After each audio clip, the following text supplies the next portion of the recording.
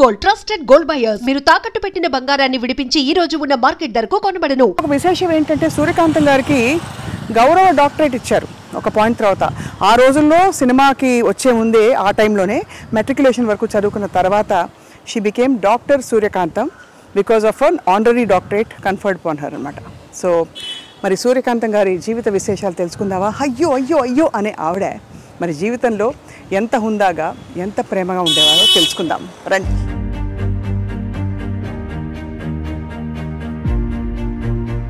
So అదనమాట సూర్యకాంతం గారి ఇంట్లోకి అడుగు పెడుతూ ఇదిగో ఇది బిల్డింగ్గా ఇల్లుగా ఉన్నప్పుడు ఇది అనమాట నేమ్ ప్లేట్ సూర్యకాంతం అని. డాక్టర్ అనంత పద్మనాభమూర్తి గారు వారి కుమారులు హోమియో వైద్యులు, బాగా పరిచయం అన్నమాట, సుపరిచితులు. సో వారి ఇంట్లోకి అడుగు పెడుతున్నాం. రండి రండి రండి. నమస్కారం సార్. డాక్టర్ గారు ఇప్పుడు ప్రిస్క్రిప్షన్ రాయబోతున్నారా, అమ్మగారి విశేషాలు చెప్పబోతున్నారా తెలుసుకుందాం. అక్కడ రాగానే ఒక విధమైన కళ, ఫైర్ బ్రాండ్ కనిపించినాయి ఇంట్లో. అయితే మన ముందు సూర్యకాంతం గారు బాబా గారి భక్తులు చాలా అని వినికిడు అనమాట. సో మరిన్ని విషయాలు తెలుసుకుందాం. వీరేమో సూర్యకాంతం గారి కోడలు గారు అనమాట. నమస్కారం అండి. ఇక్కడ హోమియో మందులో వైపు అండ్ ఇక్కడ ఇటువైపు అంతా అవార్డులు, ఇంకా నవ్వులు, ఆశీస్సులు, పెద్ద పెద్ద వాళ్ళ ఫోటోలు ఉన్నాయి అక్కడ. చక్కని చిరునవ్వు, ఎంత గంభీరమైన పాత్రలు వేసిన, గయ్యాళితనం చూపించిన ఆ చిరునవ్వులో మాత్రం ఏదో ఒక ఆకట్టుకునే అద్భుతం ఉంది కదా. సో చూడబోతున్నాం, తెలుసుకోబోతున్నాం బోర్డు అనే విశేషాలు. అందరికీ మరోసారి సాదర నమస్కారాలు. అక్కడి నుంచి సంబరాలు మొదలైపోయాయి వీధి నుండి. మనం the one and only doctor Suryakantham గారి ఇంట్లోకి ప్రవేశించాం. వారి అబ్బాయి ఎవరంటే డాక్టర్ అనంత పద్మనాభమూర్తి గారు, హోమియోపతి వైద్యులు. సూర్యకాంతం గారి గురించి అసలు చెప్పక్కర్లేదు. ఎన్ని చెప్పినా ఎంత చెప్పినా మాటలు చాలవు, కానీ ఒక్కసారి ప్రయత్నిద్దాం. గయ్యాళితనం ఎంత గయ్యాళిగా ఉంటుందో నిరూపించడం ఆవిడకే సాధ్యమైంది. కోడల్ని రాచి రంపాన పెట్టాలన్నా, కొడుకుని చెప్పు చేతుల్లో ఉంచుకోవాలన్నా, అల్లుండి ఇంకా కూతుర్ని అందరినీ కూడా ఒక్కసారిగా ఒక్క గొంతుతో గర్జించి అదుపులో పెట్టుకోవాలన్నా వారికి మాత్రమే చెల్లింది. అలాగే 300 పాత్రల్లో నటించి ఆ 300 పాత్రలు దాదాపు దగ్గరగా ఉన్నా కూడా ఎక్కడ బోర్ కొట్టించకుండా నటించడం వారికే సాధ్యమైంది. And last but not the least, వారి పేరు ఆ తర్వాత ఎవరికి పెట్టకపోవడం కూడా వారికే సాధ్యమైంది. సో ఆంధ్రుల అభిమాన నటి సూర్యకాంతం గారి జీవిత విశేషాలు తెలుసుకుందామా వారి కుమారుల నుండి. నమస్కారం అండి. సార్, మీరు వృత్తిపరంగా హోమియోపతి వైద్యులు. సో ఏమనాలో అర్థం కావట్లేదు. మీరేమో పూర్తిగా మెడిసిన్, ఇక్కడేమో సినిమా ఇండస్ట్రీ, కానీ మీ మొహంలో మాత్రం సినిమా కళ కనిపిస్తుంది. అంటే మీకు ఎక్కడో అభిరుచులు అవన్నీ ఉన్నాయని అర్థంతో పాటు తిరిగేవాడిని బాగాను సినిమా షూటింగ్లకి వాటికి. అందువల్ల అందరితో పరిచయాలు ఉన్నాయి. అందుకనే మొన్న మెడ్రాస్లో అంత ధైర్యంగా నేను చేయగలిగాను. పెద్ద పెద్ద వాళ్ళని పిలిచి అమ్మ పేరు మీద వచ్చారంటే మీరు ఆలోచించండి. ఆవిడకు ఉండే పేరు, ఆవిడ వల్ల తిరిగిన. ఇప్పుడు రాజశ్రీ గారు వచ్చారు సినిమా ఫీల్డ్లో, తర్వాత జయచిత్ర గారు వచ్చారు, తర్వాత వచ్చి విశ్వనాథరెడ్డి గారు వచ్చారు, నాగిరెడ్డి గారు అబ్బాయి ఆయన వచ్చాడు, ఆదిశేషయ్య గారు వచ్చారు. అట్లా చాలామందిని పిలిస్తే వెంటనే ఒప్పుకుని వచ్చారు. దానికి నిజంగా అమ్మే 90% అమ్మే. కానీ నిజంగా తెర మీద గయ్యాళి, కానీ ఆ గయ్యాళిని మనం ఏమీ అనలేము. అంత ప్రేమించబడే తత్వం వాళ్ళు అలా ఉట్టిపడేది. ఒకటమ్మా, మా అమ్మ గురించి సినిమా స్టార్టింగ్లో ప్రేక్షకులుగా మీరందరూ తిట్టేవారు, కానీ సినిమా ఎండింగ్లో మీరందరూ మెచ్చుకునేవారు. ఆ సినిమాకి అక్కడే మైనస్ జరిగిపోతుంది. పైగా మీరు గయ్యాళిని చాలాసార్లు అన్నారు. అది నాకు నచ్చదు. మా అమ్మ గయ్యాళి కాదు. అవునా? మీ లెక్కలో గయ్యాళి. అవునా? మా లెక్కలో అనురాగ దేవత. మమ్మల్ని చక్కగా చూసుకుంది. నా భార్యను సొంత కూతురులా చూసుకునేది. ఇంట్లో తనే వండేది. మాకు వంట మనిషి ఉంది. ఏదైనా వంట మనిషి చేయాలి. పైపే మెరుగులే, తను చేసినా పైపే మెరుగులే. అంతే, లాస్ట్లో గరిటి పట్టడమే తప్పేటి చేయలేదు. మా అమ్మ కూర్చొని చేసేది. ఆవిడకి హాబీ అది. చేపల పెంపకము, కుక్కల పెంపకము, వంట ఖాళీ ఉందంటే వంట చేసేది. పైగా వంట చేసి ఇతరులకు పెట్టాలనే ఉంది. ఆ ఇది ఉంది చూసారా, నాకు తెలిసి ఎవరికి లేదు. ఇప్పుడు ఎవరికైనా మనం బయట నుంచి కొనుక్కోవడమో లేదంటే ఎవరి చేత చేయించడమో అలా పెడతాం మనం. కానీ ఆవిడ తను చేసి పెట్టాలనే కోరికతో తను కూర్చొని చేసేది. ఏమేమి వంటకాలు చేసేవారు సార్? ఆవిడ ట్రెడిషనల్ వంటకాలే. పులిహార మెయిన్. జయలలిత గారికి కూడా చాలా ఇష్టం. చాలా వాళ్ళకి ఆదు సుబ్బారావు గారు అనండి, ఎవరైనా సరే. అలాగే దద్దోజనం, అది కామను. తర్వాత ఉల్లిపాయ పులుసులు బాగా చేస్తుంది ఆవిడ. చిన్న ఉల్లిపాయలు వేస్తారు దాంతో. అది 4-5 రోజులు నిల్వ ఉంటుంది. అలాగే మనకి ఆనపకాయ అంటాం చూస్తారు. ఆనపకాయని పొడిచి ముక్కలు చేస్తుంది ఆవిడ. ఆ ముక్కలు చూడడానికి మీకు చేప ముక్కలా ఉంటాయి. పెద్ద ముక్కలు పెద్ద ముక్కలు చేసి చేప ముక్కల్లా ఉంటాయి. అదే ఆవిడే ఈ చేప ముక్క తినండి అంటుంది. అది ఫేమస్. ఇలాగ చాలా రకరకాలు ఈ చక్రబాణాలు అంటుంది సార్, ఇవన్నీ ఆ పాతకాలంలో ఉండే పేర్లు ఇవన్నీ. అవే ఆవిడ చేసేది, అవే పెట్టేది అందరికీ. ఆవిడికి ఆ చివరి దశ వచ్చేటప్పటికి బయట నుంచి కూల్ డ్రింక్స్ కొంటామని చేసింది, కానీ మజ్జిగానే ఇంట్లో తయారు చేయాల్సింది గంగాళంతో. చిన్నగా ఇంత గిన్నె ఉంటుందో గిన్నెలో తయారు చేసి పెట్టే ఎవరు వచ్చినా మజ్జిగ ఇవ్వడం. పూర్తిగా అమ్మ మనసే అయితే. అంతే, అమ్మ మనసే. ఎవ్వరితో పెద్దగా అనవసరంగా కోపం తెచ్చుకోవడం లేదు. అందరినీ నాయన అని పిలుస్తుంది. పైగా ప్రతి వాళ్ళు ఆవిడ చిన్నతనం, నా చిన్నతనాన్ని నేను చూసాను, ఆవిడని అమ్మ, అందరూ అమ్మ అనే పిలుస్తారు. ఇంకోటి అక్క, లేకపోతే ఆ గుండమ్మ కథ వచ్చినప్పటి నుంచి గుండక్క గుండక్క గుండక్క ఫేమస్ అయిపోయింది. అందరూ అమ్మ అని పిలుస్తారు. ఒక్క భానుమతి గారు మటుకు సూర్యం అని పిలుస్తారు. సూర్యం అని పిలుస్తారు చిన్నప్పటి నుంచి.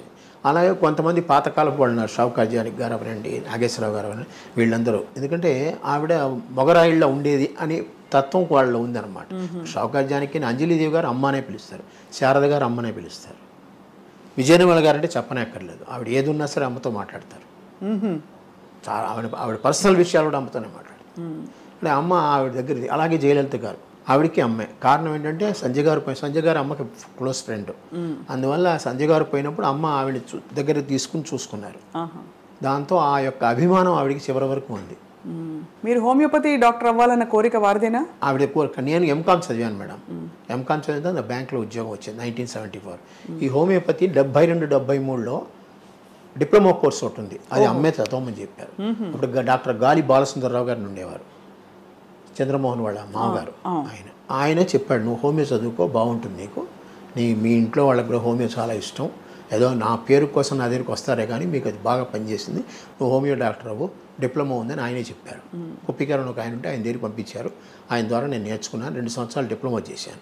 తర్వాత నాకు ఆంధ్రా బ్యాంక్లో ఉద్యోగం వచ్చింది. ఆ కాలంలో అంతా 100 వాట్స్ బల్బులు కదా, ట్యూబ్ లైట్లు కూడా లేవు.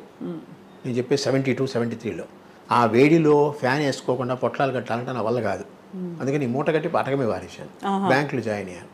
ఆఖరికి 2000లో నేను ట్రాన్స్ఫర్లు తట్టుకోలేక నేను రిజైన్ చేశాను జాబ్. అప్పటి నుంచి మళ్ళీ హోమియో నాకు జీవితం అమ్మ నేర్పింది. అమ్మ ఆనాడు అంత దూరదృష్టితో ఆవిడ నాకు అది నేర్పించబట్టి ఈరోజు నాకు పెన్షన్ చాలా తక్కువ వస్తుంది. నాకు వచ్చేది 32,000 అంత పెన్షన్. అయినా కూడా నాకు హోమియోపతి వల్ల కొంచెం ఆదాయం ఉంది. అది ఇది కలిపి చక్కగా అందరికన్నా ఈక్వల్ ఒక అప్పర్ మిడిల్ క్లాస్ పర్సనాలిటీగా నేను బతుకుతున్నాను. అదే అమ్మ నటించిన పాత్రలన్నింటిలో అంటే మీరు చాలా షూటింగ్స్కి వెళ్ళేవారా? దాదాపు నేను ఖాళీగా ఉన్నప్పుడు అమ్మ షూటింగ్కి వెళ్తాను. ఇంకా నాకు వ్యాపకం లేదు. నాకు సాధ్యమంత వరకు మీరు ఏమనుకోనంటే ఆ పదం మంచిదో కాదో అని అమ్మ కూర్చుని. అవునా? అదే ఆవిడేం చెప్తే అదే, అలాగే అన్నీ. ఇప్పటికీ ఆవిడ పద్ధతులు పాటిస్తూనే ఉంటాను. పొద్దున్న 4 గంటలకు లేవడం, ఇద్దరం లేస్తాం. తను తొందరగా స్నానం చేస్తుంది, కొంచెం లేట్గా చేస్తాను అంతే. తను 5కే చేసేస్తుంది, నేను 6:30-7 గంటలకు చేస్తాను. అది ఆఫ్ లేట్. నా ఖాళీ అయిన పేపర్లు చదువుకుని లేస్తాను అనమాట. అట్లాగా ఆవిడ పద్ధతులు అన్నీ. భోజనం కూడా పొద్దున టిఫిన్ 8:30కి. అప్పుడు మేము సద్యాన్నం తినడమో, వేడన్నం పెట్టుకుని తినడమో, అన్నమే పొద్దున. టిఫిన్ లేవు ఆ కాలంలో, మాకు టిఫిన్ లేవు. మా ఇళ్లలో టిఫిన్లు ఉండవు. ఈ బజ్జీలు పూరీలు ఇలాంటివి ఇడ్లీలు ఏమి ఉండవు. కావాలంటే బయట తినడం ఏమైనా. ఆవిడ అమ్మ పక్కకి బయట ఇష్టం లేదు, బయట తిండి ఏది పడదు. అందుకని అన్నీ ఆవిడే చేసుకుంటుంది, ఆవిడే తింటుంది, ఆవిడే పెడుతుంది. దాదాపు ఒక హీరోయిన్కి రావాల్సినంత స్థాయి గుర్తింపు అమ్మకి రావడం, అలాగే అమ్మగారి పేరు మీదే కొన్ని సినిమాలు అంటే గుండమ్మ కథ లాంటి సినిమాలు టైటిల్ రోల్ ఆవిడే. సో ఇవన్నీ మీకు అప్పట్లో తెలిసిందా వారి ఘనత ఏమిటి, అంత గొప్పవారిని? గొప్పవారని తెలుసు, ఎందుకంటే అందరూ గౌరవిస్తారు. అప్పుడు నాకు గుండమ్మ కథ టైంలో చాలా చిన్నపిల్లవాడిని నేను. అందుకని అమ్మని అందరు గౌరవిస్తున్నారు, అందరు దగ్గర తీసుకున్న వాళ్ళంతా కుటుంబం.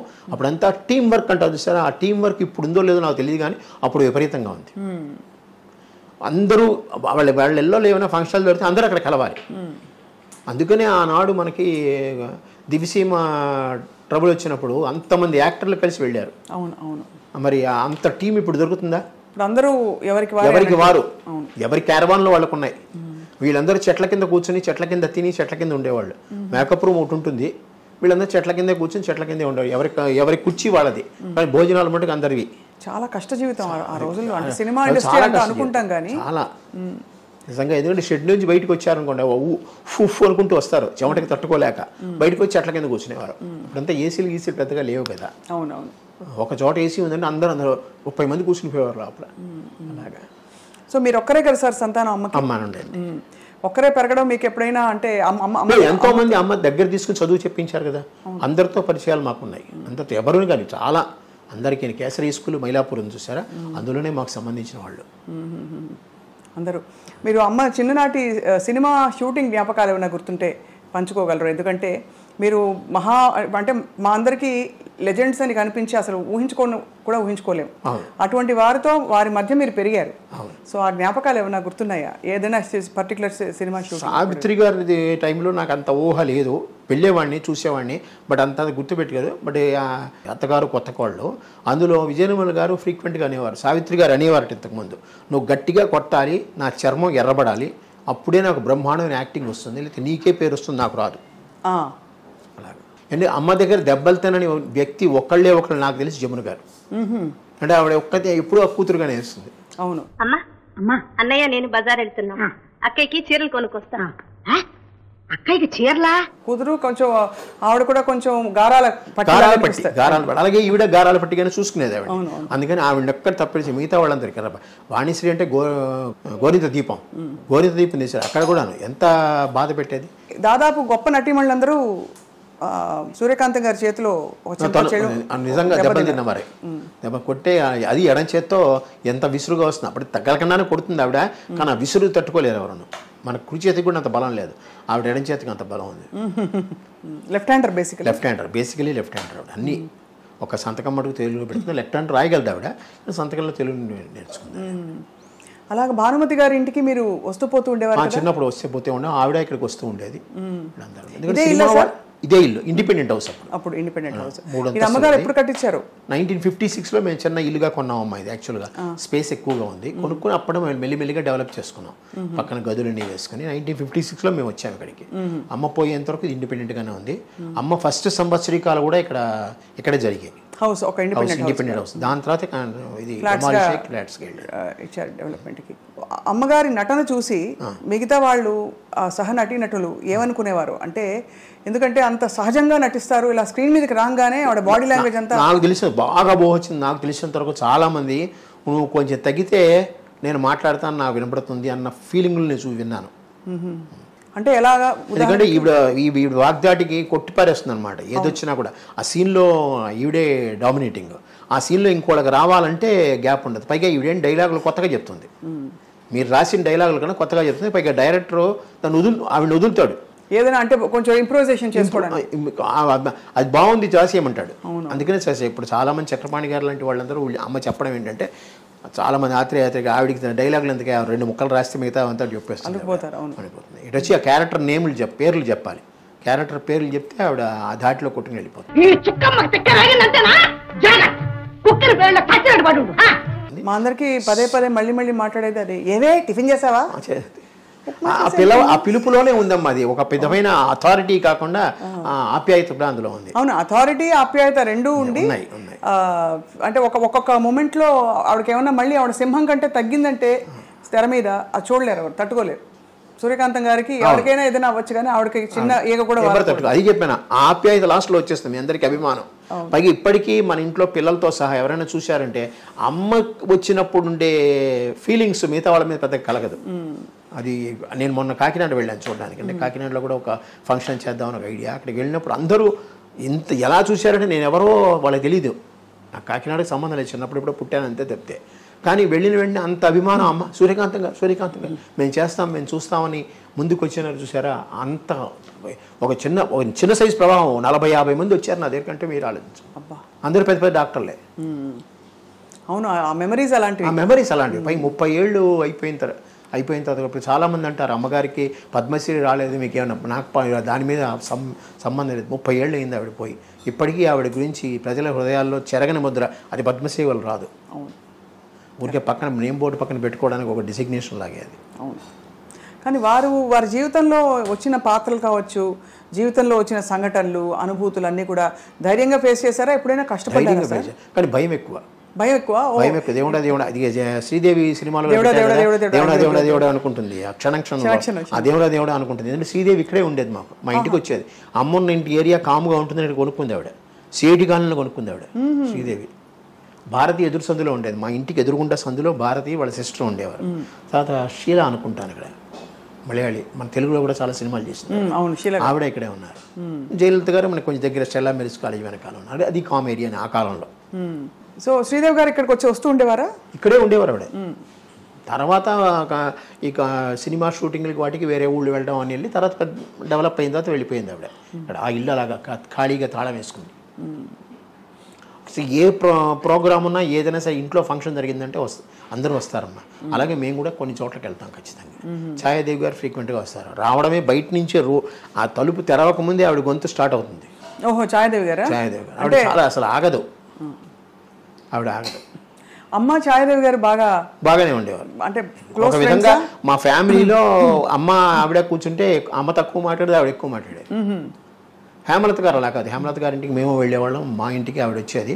వాళ్ళ అబ్బాయి శరత్ ఉన్నాడు, నా క్లోజ్ ఫ్రెండ్. అతను శేషగిరిరావు గారు హస్బెండ్ ఉన్నారు. వాళ్ళతో కూడా చాలా సత్సంబంధాలు. ఏది వచ్చినా ఖాళీ ఉన్నారంటే కాంతం అంటూ వచ్చేసేది అనమాట. ఏం చేస్తున్నావు, మా వంటకాలు నువ్వు ఎలా చేయవలే, మీ వంటకాలు రుచి చూపించలేదు ఆవిడ. వాళ్ళు నాన్ వెజ్ కదా, అందుకని. అవును అవును. అయితే ఇంత నటనా ప్రపంచం చుట్టూ ఉండి కూడా మీరు ఎందుకో మరి యాక్టర్ అవ్వాలని అనుకోలేదని అసలు? మాకేంటంటే పైకి రావాలి. మాకు ఇంటి కింద డిప్యూటీ జనరల్ మేనేజర్ ఉండేవారమ్మా అద్దెకి, ఆంధ్ర బ్యాంకు. ఆయన పొద్దున్న 9 గంటలకు వెళ్ళేవారు కారులో, సాయంత్రం 7 గంటలకు వచ్చేవారు. చాలా టీవీగా ఉండేవారు, అంతా ఇదిగా ఉండేది. ఇంటికి ఎవరు వచ్చేవారు కాదు, ప్రశాంతంగా ఉండేవాడు.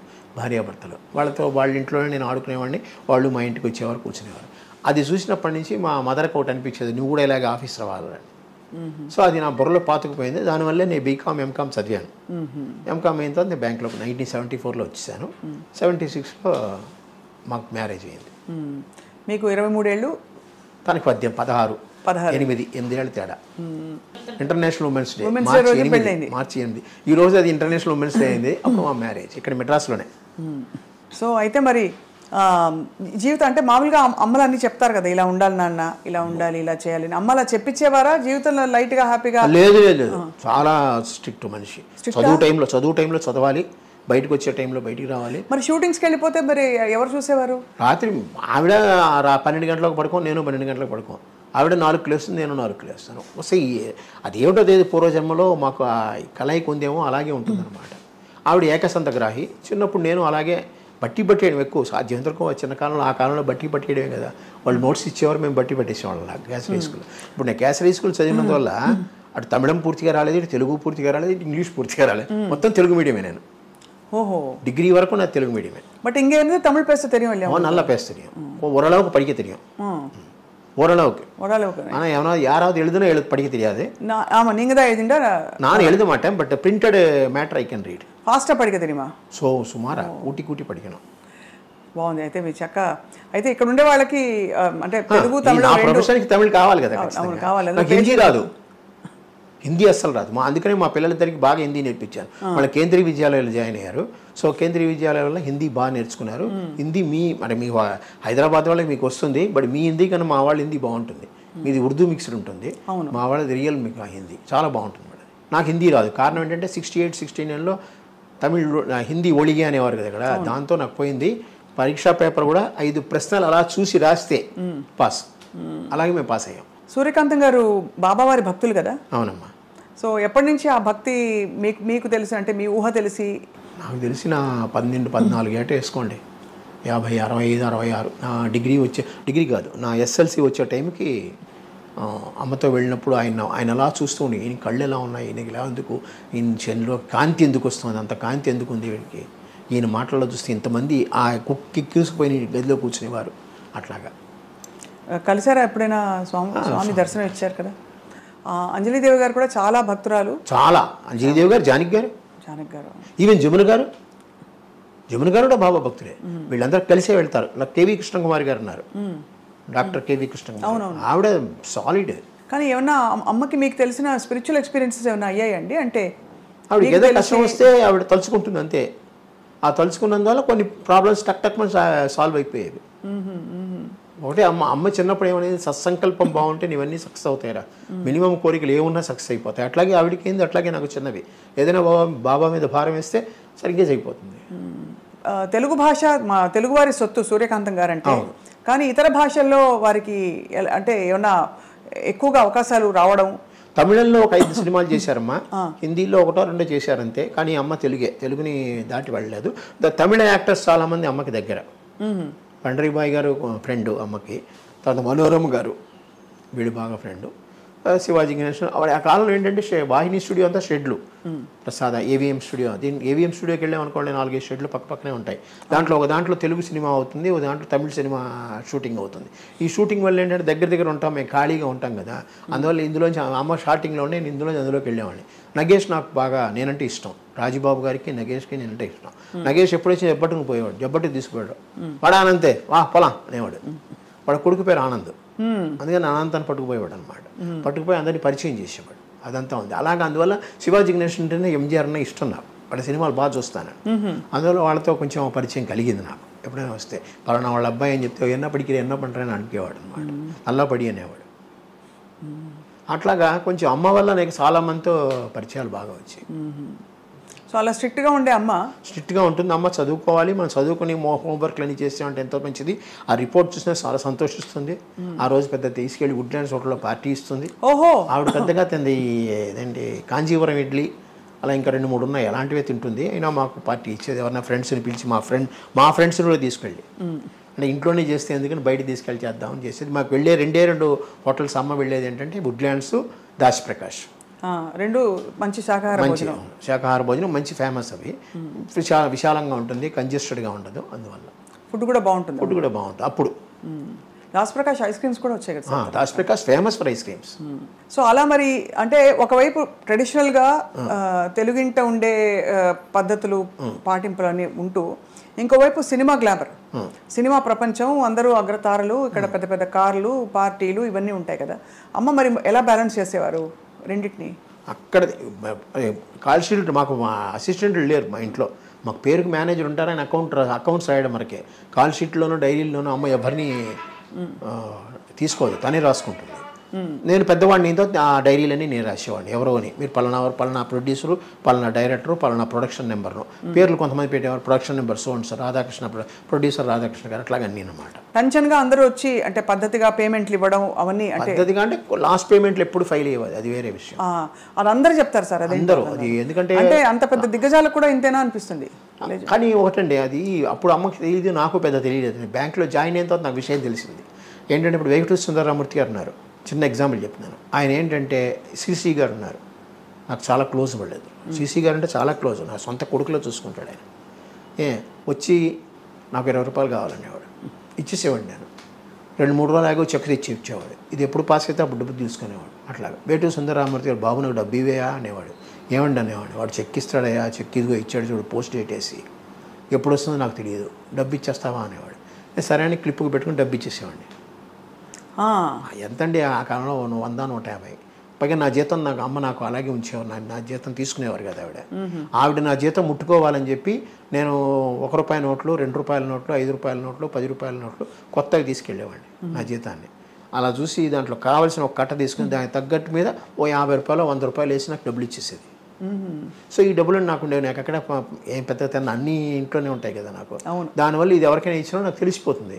ఆ చెక్కు వాళ్ళు టీటీ వస్తుంది, టెలిగ్రాఫిక్ ట్రాన్స్ఫర్ అంటారు. ఆ టీటీ వచ్చిన వెంటనే అకౌంట్ క్రియేట్ అవుతుంది, వీళ్ళ చెక్కులు పాస్ చేసేవాడిని. ఫస్ట్ వీళ్ళది అయిపోయేది అనమాట. అలాగే శ్రీలక్ష్మి గారు, ఆవిడది అంతే. ఈయన తర్వాత శ్రీధరు, సంగీత, వీళ్ళందరూ చాలామంది, ఒకళ్ళని చెప్పలేము, చాలామంది వాళ్ళు చెక్కులు. పెద్ద అమౌంట్లు అయితే మనం ఏం చేయలేము, చిన్న అమౌంట్లు అయితే పర్లేదు, మన లిమిట్లో మనం ఎంతవరకు ఉందో అంతవరకు చేసేసేవాళ్ళు. పైగా వీళ్ళందరూ కొంచెం ఆప్యాయంగా మాట్లాడతారు. అదే వాళ్ళకి ఇచ్చేవాడు కానీ నాకు ఇవి అంటే లేదండి, అలా బ్యాంక్ వాళ్ళు ఒప్పుకోరని తప్పించుకునేవాడిని.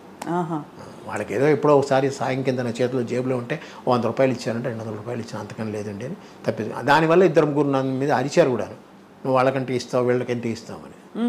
అలా కూడా ఉన్నాయి. కానీ వీళ్ళందరూ నన్ను ఆప్యాయంగా అభిమానంగా పిలిచేవారు, వచ్చేవారు, ఆశీర్వదించేవారు. అందరు పెద్దవాళ్ళు కదా. అవునవును. బయట సోఫాలో కూర్చొని మాట్లాడుకునే వాళ్ళం అయిపోతే వాళ్ళకి ఏంటంటే రిలాక్సేషన్. ఒక కొత్త వ్యక్తితో కొత్త అభిమానంగా చిన్న కుర్రాడితో మాట్లాడుతున్నాను. రాజేశ్వరరావు గారు, సాలూరు రాజేశ్వరరావు గారు, వీళ్ళందరూ అలాగే. అమ్మగారు నాన్నగారు ఎలా ఉండేవారు అంటే, అమ్మగారు ఒక పెద్ద నటి. సో నాన్నగారు ఆయన ఎలా చూసేవారు? అడ్వకేట్. ఆయన ముందు గుంటూరులో పబ్లిక్ ప్రాసిక్యూటర్గా ఉండేవారు. తర్వాత మెడ్రాస్ వచ్చేసి మామూలుగా అడ్వకేట్గానే ఉన్నారు. బాగా చూసేవారు. ఆయన ఫీల్డ్ అయిందండి.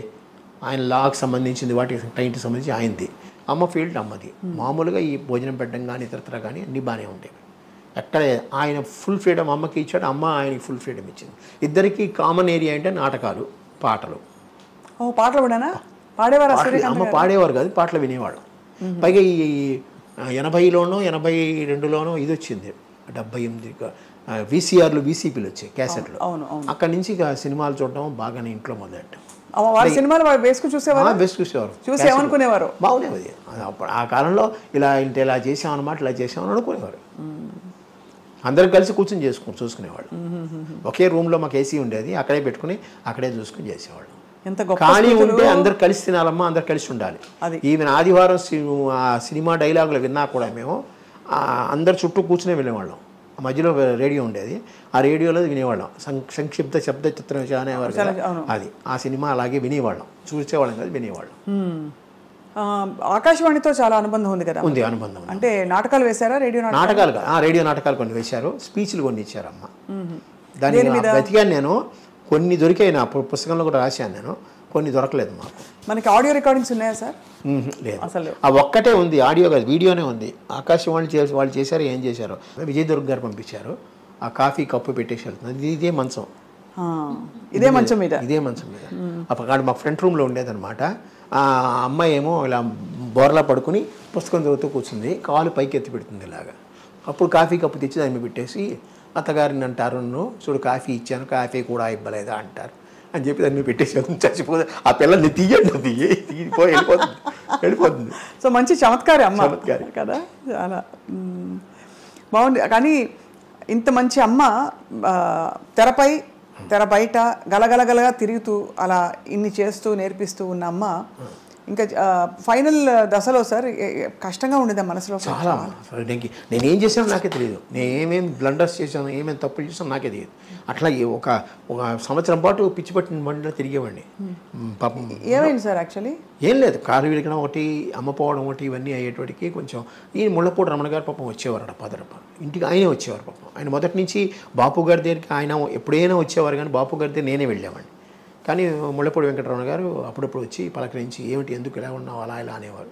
నేను బ్యాంక్కి వెళ్తున్నాను సంతోషించేవాడు, పోనీ రొటీన్లో పడ్డాడు కదా అని. తర్వాత మళ్ళీ బ్యాంక్ మానేసానంటే కొంచెం కంగారు పడ్డాడు, ఏం చేస్తావు నువ్వు బ్యాంక్ మానేసావు అని అడిగాడు. మనకు ఉండే జీతాలే కదా ఎలా ఇలా అంటే, లేదండి హోమియోపతిలో ఏం వస్తుంది అట్లా ఇట్లా. తర్వాత నేను కొంచెం పాపులర్ అయ్యేటోడికి కొంచెం ఆయన సంతోషించాడు. ఇలాంటి అమ్మని కోల్పోవడం చాలా, ఏమో మాలాంటి అమ్మ ఇంకెవరికి ఉండదు. ఒక యాంగిల్లో అంత పేరు ప్రఖ్యాతులు నిజంగా నేషనల్ వైడ్ తెలుగు వాళ్ళు ఎక్కడెక్కడ ఉన్నారో అక్కడంతా అంత పేరు ప్రఖ్యాతులతో ఆవిడ ఉంటే, ఆవిడకి ఉత్తరాలు వస్తూనే ఉంటే వాటికి సమాధానాన్ని రాసేవాడిని, నేనే రాసేవాడిని. అమ్మ చెప్పేది ఏమొచ్చాయి ఉత్తరాలు? ఉత్తరం అభిమానం గురించి రాసేవాడు. దాంట్లో ఇదయ్యారు ఇలాగ ఫోటో పంపించాడంటే నేనే ఆ ఉత్తరం ఇది చేసి మామూలుగా పంపించేవాడిని అంతా. అట్లాగా కొన్నాళ్ళు ఆవిడ రాసుకోలేని పరిస్థితి వచ్చేటప్పటికి ఆవిడ డైరీలు నేను రాసేవాడిని, ఎవరెవరు అడుగుతున్నారు, ఎవరెవరు ఇచ్చారు, ఎవరు చెక్ ఇచ్చారు అంతా అన్నమాట. అలాగా చాలా చక్కగా ఆవిడ లైఫ్లో పొద్దున్నీ సాయంత్రం ఆవిడ లేకపోయేటోడికి ఏమీ లేదు. తర్వాత బ్యాంక్లో పడ్డా కూడా ఇంటికి వచ్చేవాడికి వెళితే ఆ అమ్మాని పిలుచుకుంటూనే ఉండడమే. అందుకనే దీన్ని పిలవడం కూడా అమ్మ ఏ పేర్లు పెట్టి పిలిచేందో అందరినీ, ఇంటి ఇల్లాలా అట్లాగా కొన్ని పేర్లు పెట్టి దీన్ని పిలిచేవాడిని. సినిమాలో ఉండే రకరకాల పేర్లు, రంగమ్మ, గంగమ్మ, అమ్మకి ఏమేమి పేర్లు ఉన్నాయో ఆ పేర్లని పెట్టి దీన్ని పిలిచేవాడిని. ఇంటి ఇల్లాలు ఎక్కడ ఉన్నాయంటే బాబు వచ్చేది బాబు. అట్లాగా కొన్నాళ్ళు ఆ విధంగా గడిచిపోయింది.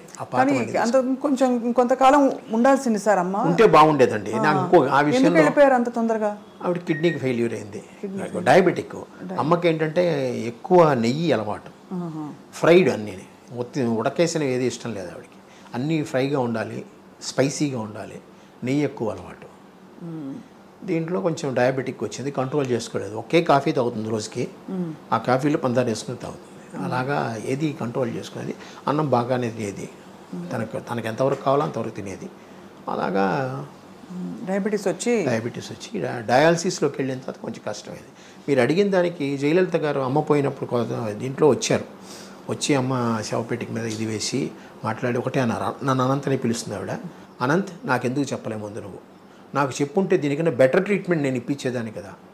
ఆవిడప్పుడు చీఫ్ మినిస్టర్, ప్రోగ్రామ్స్ క్యాన్సిల్ చేసుకుని వచ్చింది ఆవిడ. అమ్మ పోవడం ఒక మాట, ఆవిడ అన్న మాట 2-3 నెలలు నాకు తిరగబట్టింది. నిజంగా ఆవిడకి ఇచ్చుంటే మరి చీఫ్ మినిస్టర్ హోదాలో కూడా ఏది హాస్పిటల్లో చేయించేదో కదా. ఇవన్నీ నేను చాలా కాలం మర్చిపోలేకపోయాను. నిజంగా ఆవిడ అన్న దాంట్లో మోర్ దెన్ 100% రైట్. నిజంగా ముందే ఆవిడకి చెప్పుకుంటే ఆవిడ ఇంకో విధంగా మనం తీసేది కదా. పైగా తెలిసిన వాళ్ళం మేము, ఆవిడకి బాగా క్లోజ్ అయిన వాళ్ళం. ప్రపంచం అంతా తెలిసిన వారు, పెద్ద పెద్ద వాళ్ళు ఉన్నారు, కానీ ఆ టైంకి అది ఎవరికి స్ఫురించలేదు కాబట్టి. కానీ అవస్థపడలేదు కదా సార్ ఎక్కడ అవస్థపడలేదు ఆవిడ. లాస్ట్ ఎందుకు సెప్టెంబర్ ఇది చూపించబోయే, ఇదిగోండి అమ్మకి డాక్టరేట్ ఇచ్చారు చూడండి ఒకసారి, అక్కడ ఇక్కడ కూడా చూసుకో. 27/7/1994 అప్పుడు ఇచ్చారు. 4 నెలల తర్వాత అమ్మపోయారు. అంతవరకు అమ్మ తిరిగారు, తిరుపతి వెళ్ళి తీసుకున్నారు, పద్మావతి విశ్వవిద్యాలయంలో అక్కడ వెళ్ళి తీసుకున్నారు డాక్టరేట్. అప్పుడు బాగున్నారు, కారులో వెళ్ళి వచ్చాం కదా మేము. సో తర్వాత ఏమైంది? తర్వాత స్లోలీ డయాలసిస్ వచ్చిందమ్మా. యాక్చువల్గా అక్టోబర్లోనే ఎప్పుడు డయాలసిస్కి వెళ్ళామన్నమాట.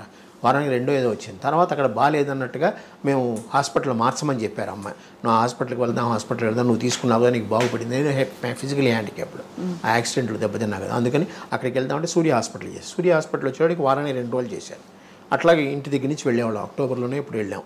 అక్టోబర్ నవంబర్ అయ్యేటాడు కొంచెం హార్ట్ ప్రాబ్లం కూడా అమ్మకు వచ్చింది. దాంతో వాళ్ళు ఐసీయూలో పెట్టారు డిసెంబర్ 10వ తారీఖు ఎప్పుడు మేము హాస్పిటల్కి వెళ్ళాం.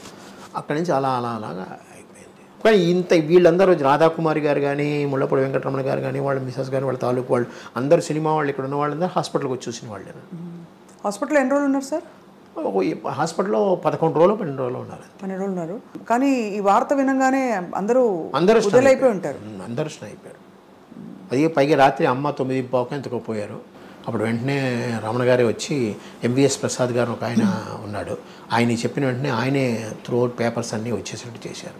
వచ్చారు జనాలు. కొంతమంది యూట్యూబ్లో చూసాను, ఎవ్వరు రాలేదు, ఒక్కళ్ళే కూర్చున్నారు, మేము 3 ఉన్నాం అలా అన్నట్టుగా ఏదో యూట్యూబ్లో వచ్చాయి. కానీ అది కాదమ్మా. ఆ రోజు అందరూ వచ్చారు. ఇంకా శారద గారు వచ్చారు, జీవరలక్ష్మి గారు వచ్చారు, వాణిశ్రీ గారు వచ్చారు. అందరూ వచ్చి చూసి వెళ్ళారు. మీ పాత్రికేయులు ఎంతోమంది వచ్చారు. అంటే ఎందుకు అనిపిస్తుంది అంటే సార్, అంత వైభవంగా జరిగిన మెడ్రాస్లో ఉన్నంత వరకు అందరూ వచ్చారమ్మా. అయితే శ్మశానానికి తీసుకెళ్ళేటప్పుడు 7 మంది 8 మంది వెనకాల వచ్చారు, ఎవరు సినిమా వాళ్ళు. ఎన్టీ రామారావు గారితో, అక్కినేని నాగేశ్వరరావు గారితో చాలా బాగుంది. ఎన్టీ రామారావు గారు వస్తానని చెప్పి ఆయన కోసం నేను మధ్యాహ్నం వరకు ఉంచాను. సడన్గా ఆయనకి ఏదో ప్రోగ్రామ్ వచ్చిన తర్వాత డైవర్ట్ అయ్యారు ఆయన. అందువల్ల రామారావు, నాగేశ్వరరావు గారు ఏదో బయట ఊళ్ళో ఉన్నారు కానీ రాలేకపోయారు. ఫోన్లోనే చెప్పారు నాకు. నేను అది మేము జీర్ణించుకోలేని ఇది యాక్చువల్గా. అలాగే చివరి వరకు చెప్పారు కదా, 4 నెలల ముందు ఆవిడ డాక్టరేట్ కోసం మేమందరం తిరుపతికి కారులో వెళ్ళామంటే మీరే ఆలోచించండి. మరి మీరు స్టేజ్ ఎక్కాలి కదా, కింద తీసుకోకూడదు. స్టేజ్ కూడా మెల్లిగా పట్టుకుని ఎక్కి అక్కడ కూర్చొని తీసుకుంది ఆవిడ. టైం అలాగా. ఎంత వయసు సార్ అమ్మకి అప్పుడు? అప్పటికి 70 ఏళ్ళు అవుతాయమ్మా. 70 ఏళ్ళు మరి ఎంత? 24 అక్టోబర్లో పుట్టారు. కనీసం ఇంకో 15 ఏళ్ళు, ఇంకో ఈజీగా 10 ఏళ్ళు ఉండేది ఆవిడ. ఆవిడకుండే ఆ క్యాలిబర్కి ఇది దీనికి ఆవిడ ఉండేది. ఎందుకంటే విల్ పవర్ ఎక్కువ వీళ్ళందరికీ. సావిత్రి గారి గురించి అమ్మ బాధపడేవారా అప్పట్లో? అంటే అమ్మ సహాయం కూడా చేసేవాళ్ళు.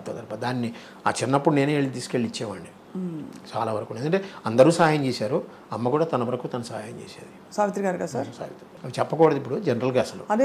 అదే బాధేస్తుంది సార్, అంత వెలిగి వాళ్ళ చాలా. సావిత్రి గారి విషయంలో అమ్మకి సావిత్రి గారిని అంత కదా, ఆవిడ కూడా చాలా బాధపడేది. ఎందుకు పిచ్చి పిల్ల అలా చేసుకుంది, పిచ్చి పిల్ల అలా ఇలాగే ఉంటుంది, పిచ్చి పిల్ల అలా చేసుకుంది. పొదుపు గురించి ఏం నేర్పించారు సార్ అమ్మ? ఆవిడే పొదుపు, జనరల్గా ఆవిడే చాలా వరకు పొదుపు. చీరలు, నగలు అవి అనవసరంగా కొందు, మంచిగా కొనుక్కుంటుంది, అనవసరం కొందు. ఆవిడ నగలు కొనుక్కుంది తన కోసం కాదు, ముందు ఒకసారి నగలు కొని పెట్టేసుకుంది అంటే అవే పర్మనెంట్, దానికి మార్చేది ఏమి ఉండదు. సినిమాల్లో షూటింగ్లో కూడా అవే చీరలు అవే. ఏమైనా 1 or 2 మటుకి ఆ షైనీగా ఉండాలంటే వాళ్ళకి చీరలు ఇచ్చేవారేమో. అంటే సినిమా షూటింగ్లకి వాళ్ళు ఇస్తారు కదా, వాళ్ళు ఇస్తారంటే షైనీగా ఉండాలంటే. లేకపోతే జనరల్గా బొట్టు పెట్టినప్పుడు అదేంటి మంచి మనసుల్లో పంచదార వేస్తుంది సారా, ఆ టైంలో అంతా అమ్మసేరే అంది. నాకు గాజులు ఎప్పుడు తీదు అంతే. అంటే ఈ విధవ ఇది బొట్టు లేకుండా ఉంటుంది, అలాంటప్పుడు తీసి దాచేదేమో కానీ ఏమీ లేదు. అప్పటికీ ఆ గాజులు ఏమైనా ఉంటే నా జేబులో పెట్టి జేబుకు పిన్నేసేది, పైగా ఇక్కడ జేబులు కుట్టించేది మాకు చిన్నప్పుడే. అదేదో టికెట్ ప్యాకెట్ అని అంటారు, మాకు పెద్ద జేబులే కుట్టించేది. ఏమైనా ఉంటే దాంట్లో వేసేది. నేను అక్కడే ఉంటాను కదా, అందుకని. అవును, కాపలా అంటే మీకు మీ దగ్గర ఉంటే భద్రంగా ఉంటాయి. నేను ఒక చోట కూర్చుంటే ఎక్కడికి వెళ్ళను కదా, ఇటు వెళ్తాను. కానీ పైగా అందరూ అమ్మకి తెలిసిన వాళ్ళు, ఈవెన్ లైట్ బాయ్స్ చిన్నవాళ్ళు అందరూ అమ్మకి తెలిసిన వాళ్ళే, అమ్మ దగ్గర తిన్నవాళ్ళే. అందుకని ఎవ్వరు ఏమీ చేయరు. ఆవిడే కొన్ని డబ్బులు వచ్చిందనుకోండి, ఎప్పుడైనా ఎవరైనా క్యాష్ ఇస్తారు, కొంతమంది క్యాష్ ఇస్తారుగా, ఆ క్యాష్ పట్టుకుని నల్లి చిన్నస్వామి చెట్టి ఉన్నాడు కదా, నల్లి సిల్క్స్, అక్కడికి వెళ్ళి మామూలు ఆర్డినరీ చీరలు ఉంటాయి చూసారా, అవి దొంతర కొనేసేది. 6, 8, 10 డబ్బులు పెట్టి. పక్కనే టీవీ జ్యువెలరీ ఉండేది టీ నగర్లో, పనగల పార్క్ ఎదురుగుండా. అక్కడ ఈ తాళి బొట్లు చిన్నవి, చిన్న గొలుసులు, ఉంగరాలు అలాంటివి కొని పెట్టేది. ఎప్పుడైనా ఎవరికైనా పెళ్ళిళ్ళు కావాలంటే అది ఇచ్చేసేది.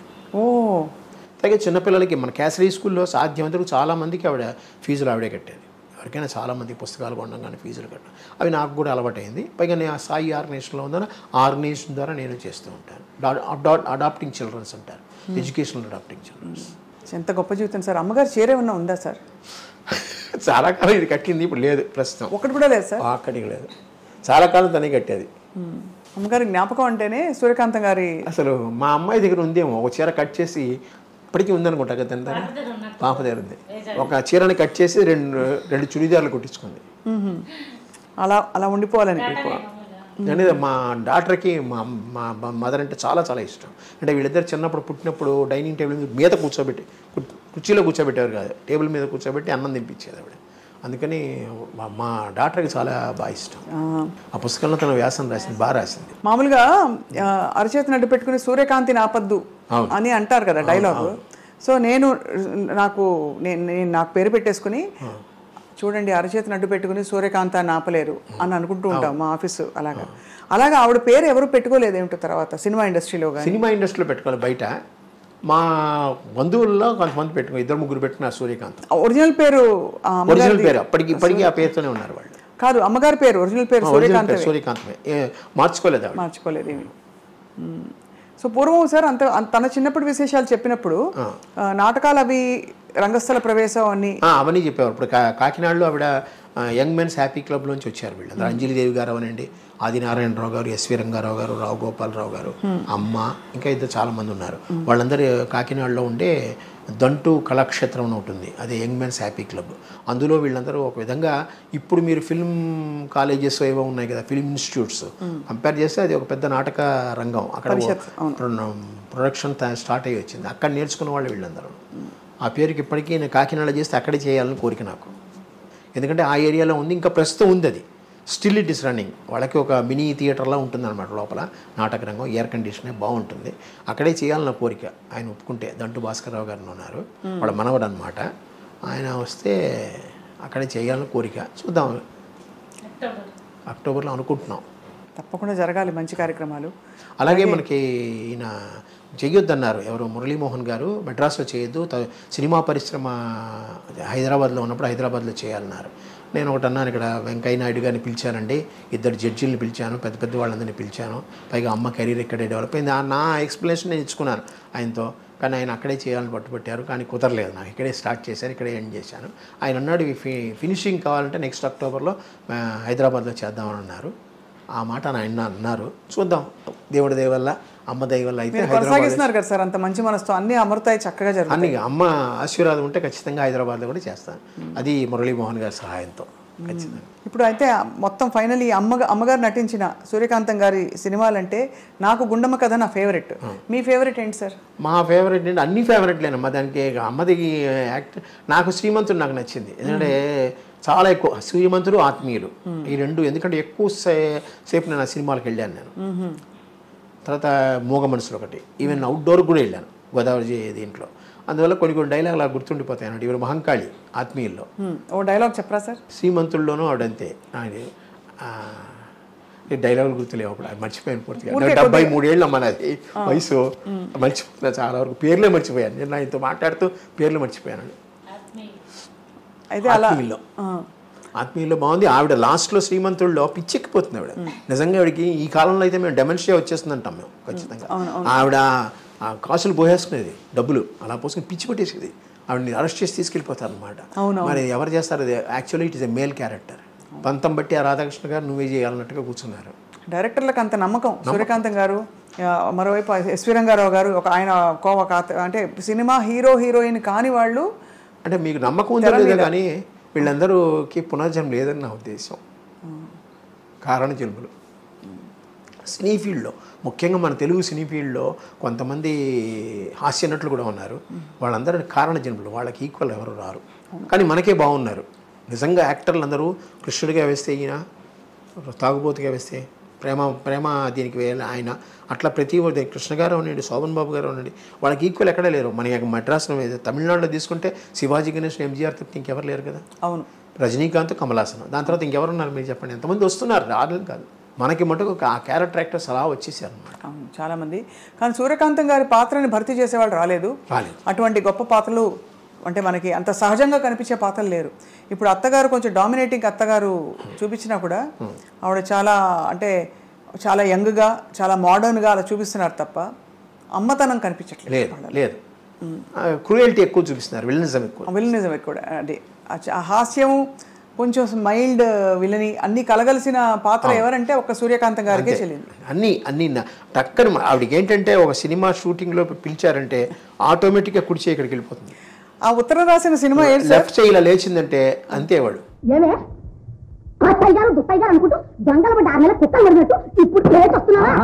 ఈ రెండు ఆ ముక్కు తిప్పడం కానీ, కళ్ళు తిప్పడం కానీ, మాట విరుపు కానీ అవన్నీ టకటక వచ్చేస్తాయి ఆవిడకి. Entire her body will act. అదేం సినిమా సార్? ఏంటది ఉత్తరం ఏదో వచ్చింది ఇంగ్లీష్లో చదువు అంటే మై డియర్ అంటే నా ప్రియమైన అంటే నా ప్రియమైన ప్రియానా అంటుంది అని నాథాన. డియర్ అంటే దుప్పి, దుప్పి దుప్పి దుప్పి దుప్పి కాదు, దుప్పి కాదు, ప్రియమైన దుప్పి అంటే దుప్పి అంటే నా ప్రియానా కాదు, నాథాన అని. అసలు ఒక్కొక్క రిమార్కబుల్, చాలా రిమార్కబుల్. సూర్యకాంత్ గారికి వేరే ఇతర హాబీస్ ఉండేవా సార్? చేపల ట్యాంకులు, చేపలతో చూసుకుంటుంది. 4 ట్యాంకులు ఉంటాయి ఇప్పుడు లేవు మా ఇంట్లో. ఎందుకు ఇష్టం సార్ చేపలు? ఆవిడ చేపలు క్లీన్ చేసుకోవడం, చేపలతో ఆడుకోవడం. కుక్కలు 3 ఉండేవి మాకు. అల్సేషన్ కుక్క బయట కట్టేసేవాళ్ళం ఎక్కువ. పొమరీన్ డాగ్ ఒకటి, డాషన్ డాగ్ ఒకటి ఉండేది. ఆ 2 ప్లస్ వంట, ఈ 3. ఆవిడకి ఇంకేం లేదు, పుస్తకాలు చదువుకోవడం. పెద్ద హాబీ పుస్తకాలు చదవడం. ఆ పుస్తకాలు చదువుతూనే రాత్రి వరకు ఉంటుంది. ఆవిడ చదివినంతకాలం చదివిన తర్వాత నా చేత చదివించుకునేది. అలాగే ఏ రోజు పుస్తకం చదువుతూ ఆవిడ నిద్ర చిన్న సైజు గురకు వచ్చిందంటే పుస్తకం మూసేవాడిని. అట్లాగా నేను చెప్పానుగా, పొద్దున్న లేచినప్పటి నుంచి అమ్మతోనే నాకు ఏదో ఒకటి, ఏ పుస్తకమైనా సరే. అలాగే ఎద్రపూడి సులోచన గారు, మాదిరెడ్డి, వీళ్ళందరూ చాలామంది మన ఇంటికి వచ్చేవారు, మాట్లాడేవారు. అవన్నీ ఉన్నాయి. వాళ్ళతో కొంచెం పరిచయాలు ఉన్నాయి నాకు. నీ పేరే పెట్టాను రా అనంతని జీవన తరంగాల్లో 2వ కొడుక్కి అని చెప్పింది ఆవిడ. చెప్పేవారు. చాలా great life sir. Malathi Chandrarao. అమ్మకి ఇంకొక హాబీ వాచీలు ఎక్కువ. వాచీలు అంటే చాలా ఇష్టం, ఉంటూనే ఉంటుంది ఆవిడ. అలాగే కళ్ళజోళ్ళు మారుస్తూనే ఉంటుంది ఆవిడ. కార్లు ఒకటి. ఆ కార్ల గురించే చాలా చోట్ల యూట్యూబ్లో ఆవిడ కార్ల బిజినెస్ చేయలేదు. ఆవిడ ఫారెన్ కార్లు కొనుక్కుంటుంది. ఈ మధ్యలో స్టేట్ ట్రేడింగ్ కార్పొరేషన్ ఒక ఆయన ఉంది, ఆయన సర్వేశ్వరరావు గారు ఒక ఆయన ఉన్నాడు, దానికి మేనేజరు. ఆయన కొత్త కారు ఏదైనా షిప్లోంచి వచ్చింది అంటే ఫారిన్ కారు నాకు ఫోన్ చేసేవాడు, నేనే తీసేవాడు. ఇలా కారు వచ్చిందో సార్ చూడనేవాడు. వెళ్ళి నేను డ్రైవ్ చేసి కొంచెం అలాగా నాకు ఒక హాబీ ఉందిలేండి, అది చూసేవాడిని. అమ్మ చెప్పింది ఎక్కడికి వెళ్ళారంటే ఇలా వెళ్ళానంటే, బాగుందా కారు అంటే, పెద్ద కారు అమ్మ అంటే ఇలా చూద్దాం అనేది వెళ్ళేది. నచ్చిందంటే ఇది ఇచ్చేసి అది తీసుకునేది. అది అంతే తప్పితే ఇంకేం లేదు. అది వ్యాపారం అనుకున్నారు. కానీ అమ్మ ఏంటంటే కారు ఎంజాయ్ చేసేవారు. ఆవిడే డ్రైవ్ చేసేవారు. ఆవిడే డ్రైవ్ కూడా చెప్పులు లేకుండా డ్రైవ్ చేసేది. ఎందుకంటే ఆవిడ ఒక కారుని ఒక ఆయుధం, అంటే ఆయుధ పూజకి మనం ఎలాగ దుర్గాదేవిని చేస్తామో అట్లాంటి స్వరూపం. అసలే దాన్ని పైకి పెట్టాలి, చేతులతో చేయాలన్నీ. అలాంటిది కాళ్ళకు పెట్టారు. మనం పెట్టినందువల్ల కాళ్ళతోనే చేయాలి, చెప్పులతో చేయకూడదు. చెప్పులు లేకుండా డ్రైవ్ చేస్తుంది. ఇప్పటికీ నేను కూడా చెప్పులు లేకుండా ట్రై చేస్తాను. చెప్పులు వేసుకుని ట్రై చేస్తాను, వల్ల కాదు. అలా కొన్ని హాబీస్ ఆవిడ చేసినవన్నీ వచ్చాయి. ఎడం చేయి తప్పుడు అన్నీ వచ్చాయి. కానీ ఒకటమ్మా, లాస్ట్లో మీకు ఒకటి చెప్పాలండి. మీరెవరు ఆడవాళ్ళు ఏమి అనుకోకుండా ఉంటే, లేచింది మహిళాలోకం అని ఒక పాటను చూశారు. అట్లాగా మా అమ్మని చూసి ప్రతి వాళ్ళు అత్తనే క్యారెక్టర్ని ప్రతి ఫ్యామిలీలో సృష్టించింది మా అమ్మే. అందరికీ అమ్మ ఉంటుంది, అక్క ఉంటుంది, చెల్లి ఉంటుంది, పెళ్ళాం ఉంటుంది, కూతురు ఉంటుంది. అత్త క్యారెక్టర్ ఒక్కడి ఈక్వల్ ఇంపార్టెన్స్ ఇచ్చింది మా అమ్మే సినిమాల్లో.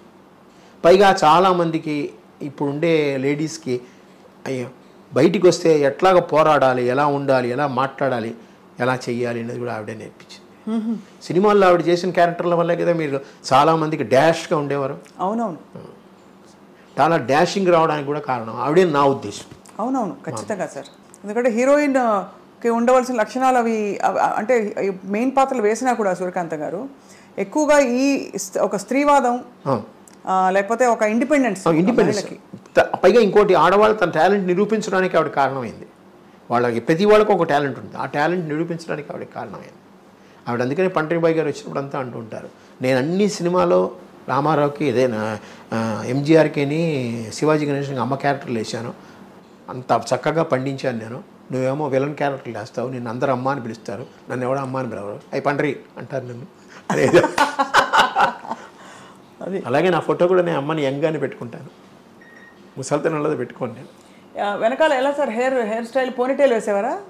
లేదు అదే అంటే ఇప్పుడు కలర్ వేసినందువల్ల అలాగైందేమో కానీ జనరల్గా ఒరిజినల్ హెయిర్ ఆవిడది. లాస్ట్లో పోనీటైల్ అంటే అదే కట్టుకునేవారా, జడ వేసుకునేవారా? జడ వేసుకునేది, ముడి వేసుకునేవారా? జడ వేసుకునేది. క్విక్గా కావాలంటే క్లిప్ లాంటిదే పెట్టుకోవడం. ఆవిడ జడే వేసుకునేది. అసలు ఈ తరం హీరోయిన్ అంటే నమ్మేస్తారు, అంత మోడర్న్గా ఉన్నారు అక్కడ. ఎందుకు మన ఫంక్షన్లో, మెడ్రాస్ ఫంక్షన్లో వెంకయ్య నాయుడు గారు చెప్పారు, ఆవిడంత అందగతే వీళ్ళకు కూడా లేదన్నారు. జయచిత్రకి రాజశ్రీకి చూపించి ఇలా చేయి చూపించి మరి అన్నారు. ఏమనుకోకండి అమ్మ మీరు అన్నాడు. ఏది మైక్లో అన్నాడు ఆయన. చక్కని తల్లి నిజంగా.